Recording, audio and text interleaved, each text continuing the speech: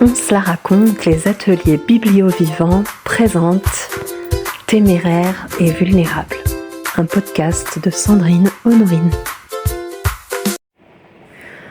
Bonjour à toi, très cher auditeur et très chère auditrice du podcast Téméraire et vulnérable. Bienvenue à toi dans ce 5e épisode dont le sujet du jour est se lâcher la grappe. Eh bien oui, j'avais envie aujourd'hui de discuter un peu avec toi de cette pression qu'on peut se mettre parfois dans nos vies. Alors, cette pression, elle peut être de nature diverse et variée. Parfois, on va se mettre la pression pour réussir. Parfois, on va se mettre la pression pour être quelqu'un de bien au sein de sa famille, un bon enfant pour ses parents ou un bon parent pour ses enfants. Un bon employé quand on bosse dans une entreprise, un bon amant quand on est dans une histoire amoureuse, une bonne amante. On a toutes les raisons d'avoir envie d'être à la hauteur de plein de choses. Et c'est vrai qu'on a envie d'être à la hauteur de nos vies. Des vies dont on ne comprend pas toujours tous les rouages et dont on ne maîtrise pas toujours les tenants et les aboutissants, et où il peut être parfois très difficile de se sentir en maîtrise, en contrôle. Par ailleurs, moi je pense personnellement que l'idée de cette vie pleine de mouvements, pleine de contrastes, n'est pas d'être dans le contrôle et dans la maîtrise, mais justement peut-être d'apprendre à se sentir bien malgré les flux, des flux divers et variés, avec des courants magnifiques et puis des courants parfois peut-être plus difficiles, parfois qui peuvent être même dramatiques. Et je crois que pour pouvoir vivre en harmonie avec ce flux d'impermanence, c'est dans la mesure du possible de se lâcher le plus la grappe. Pour ne pas dire lâcher prise, parce que je déteste cette expression. Mais il faut lâcher prise, oui c'est ça, oui bien sûr, lâcher prise. C'est tellement difficile de lâcher prise, tellement difficile, surtout quand il y a des choses qui nous tiennent à cœur. Et je préfère l'expression se lâcher la grappe. Il y a quelque chose déjà de plus rigolo, de plus familier dans cette expression.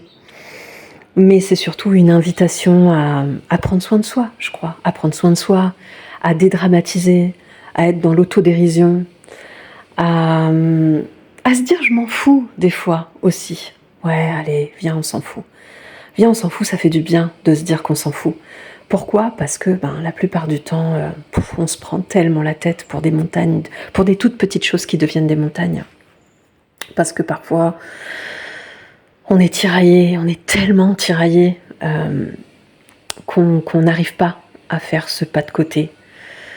Et je crois que plus on fait ce pas de côté, justement, plus on s'autorise à s'en foutre un petit peu plus, plus la vie peut être plus simple et plus généreuse aussi. En tout cas, plus généreuse dans le sens où elle peut être davantage pleine de surprises. Alors oui, je sais bien, c'est plus facile à dire qu'à faire. Et ça, je le reconnais. Simplement, petit à petit, défi par défi, petit défi par petit défi, il y a vraiment une nouvelle posture que l'on peut adopter. Ça peut être, par exemple, commencer par décliner un rendez-vous auquel on n'aurait pas spécialement envie d'aller, même s'il s'agirait de dire non à sa famille, à sa meilleure amie, à son patron, à des personnes en somme à qui il n'est pas évident de dire non. Ça peut être aussi, par exemple, s'autoriser à rester un dimanche à la maison en pyjama, alors que peut-être que le dimanche, eh bien, on a tendance à se retrouver en famille. C'est une espèce de tradition.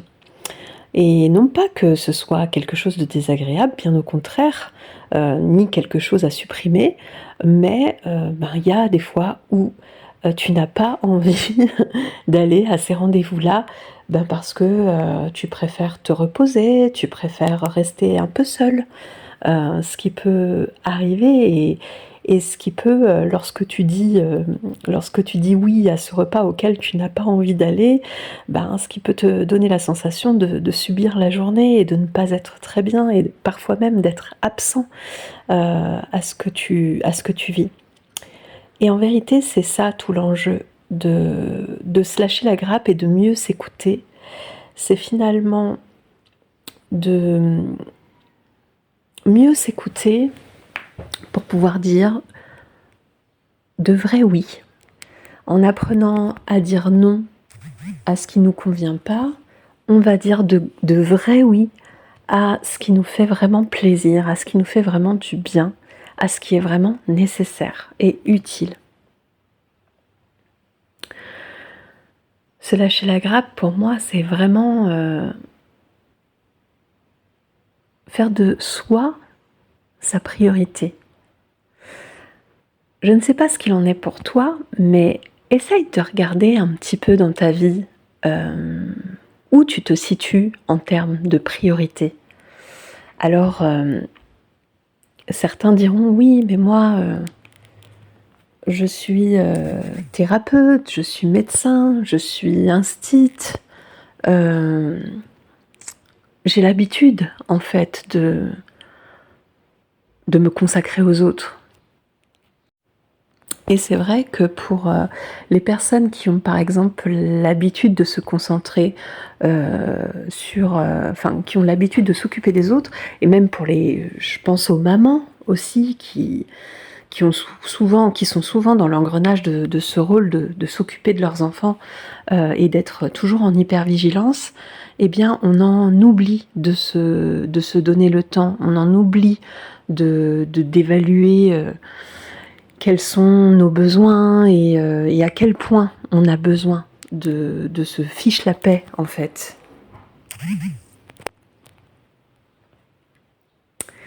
Et donc c'est là que c'est important de faire ce pas de côté dont je parlais pour mieux respirer, pour mieux y voir clair, pour installer le calme, ce calme que l'on recherche, cette sérénité dont on a tant besoin pour pouvoir avancer dans ce grand tumulte, ce grand bazar qu'est la vie. Donc voilà ma réflexion du jour. Je vous invite vraiment à vous lâcher cette fucking grappe et de vous aimer et de prendre bien soin de vous. Voilà, je vous dis à très bientôt pour notre prochain épisode.